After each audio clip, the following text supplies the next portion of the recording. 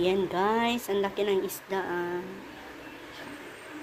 Ayan, welcome back to my YouTube channel guys.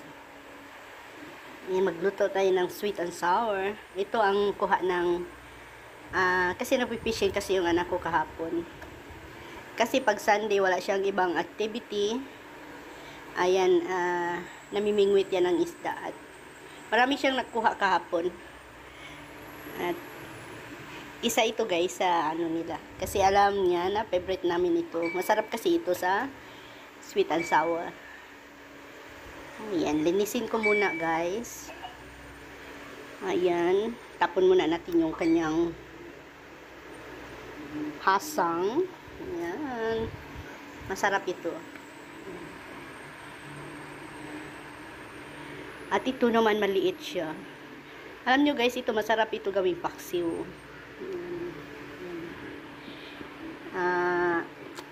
Ang tawag nito, ewan ko ba, kung tawag namin sa Bisaya dito ay isdang mulmul. Ewan ko lang kung sa Tagalog o ano yung scientific name niya. At ito naman yung isdang sapi-sapi kung tawagin nila dito. So ayan guys, samahan nyo ako magluto tayo guys nito. Linisin ko muna ito. Ayan. At meron pa siyang ano, ayan, nandito, yung, ayan, nandito pa sa loob yung ano niya guys, yung, ayan, may tangsi pa siya guys, yung ano sa pain niya, ayan, nandito sa loob, ayan, linisin ko muna. So, tara, magluto tayo guys, linisin muna natin ito, at saka natin luto.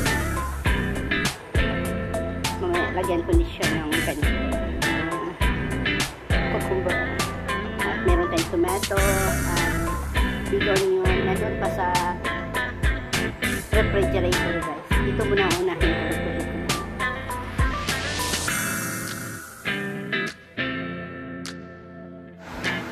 Ayan guys, nalinis ko na at pinutol ko siya guys kasi hindi siya magkasya doon sa kawali kasi maliit lang yung aking lutuan.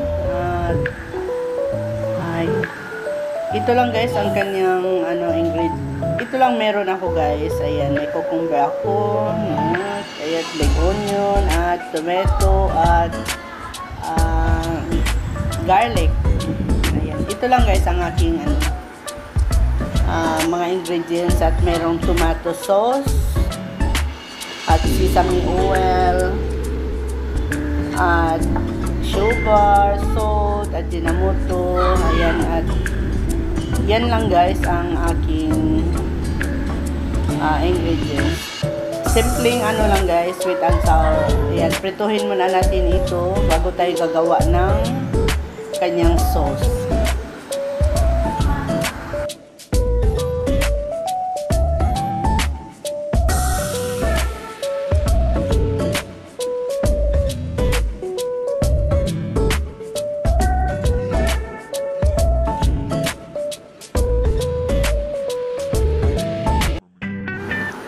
Ayan, halo-haluin ko na lahat guys ang para pang sauce niya. Ayan, dito na lang sa ano, sa aking mangkok ay yung tomato sauce.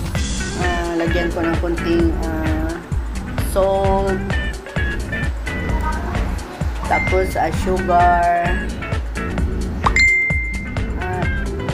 Hindi na pala ako gumamit ng ano guys, ng ajinomoto. Ayan, sesame oil din guys. Chocoprasa na lang yung ano nilagay ko. Kasi hindi naman talaga ako palaging gumagamit ng ano guys, ng ajinomoto. Pero nasa atin naman yan pag gusto natin lagyan. Optional naman yan. At konting soy sauce. Ayan, ganun lang. Hindi ko na ginamitan ng ano, corn flour, pampalapot niya dahil medyo marami ang tomato sauce na nilagay ko. Ayan, para madali na lang ako magluto guys, ilagay ko na lang yung diretso dahil tinitimplahan ko na yan. Ayan. Habang naghihintay ako sa aking pinirito, ayan, naka-ready na yung pang sauce niya, guys.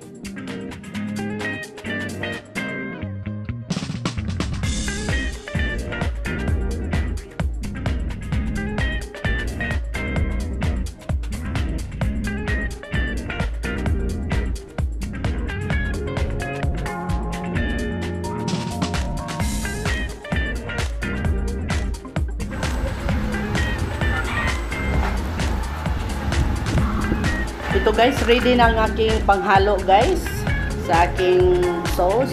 Ayan. Slice ko na yan. Painit lang ako ng kunting mantika. At yan, diretso. Lagay ko na yan lahat. Ayan. Ganun lang ako magawa ng sweet and sour guys. Ayan. Lagay lahat. Then, mikos-mikosin natin. Tapos, lagay natin yung kanyang sauce. Ganun lang, kasi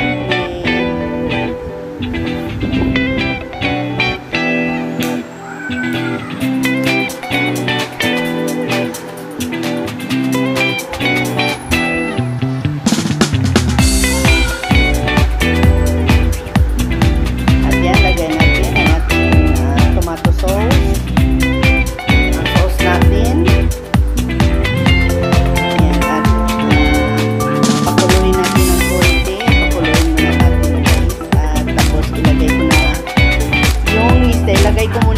Dito guys, gusto ko kasi para manuot talaga yung lasa ng ating sauce.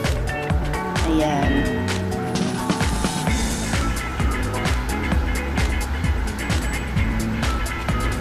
So maya-maya guys, pwede nang kumain.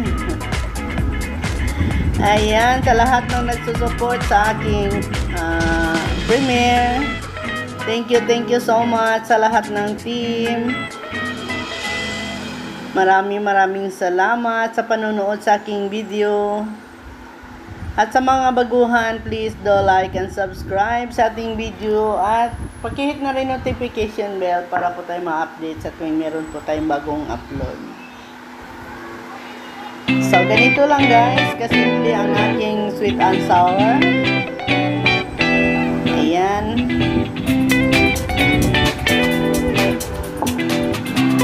Pwede ng pang-ulam. Ito na ang ulam namin ngayong gabi guys.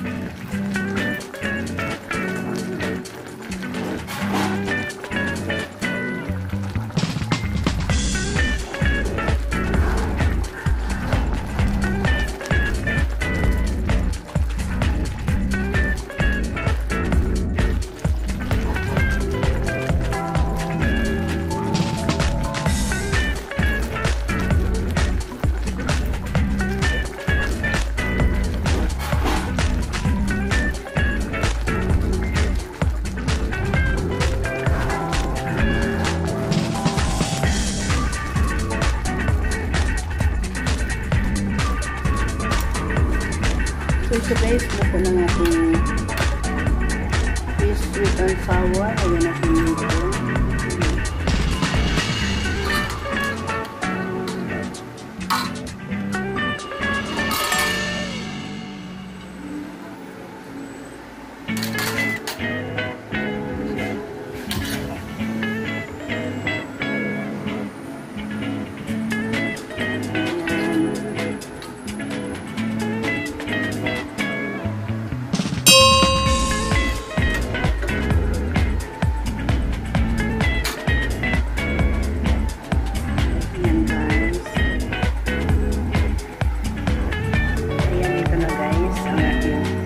Product guys, ang ating fish sweet and sour. So thank you for watching.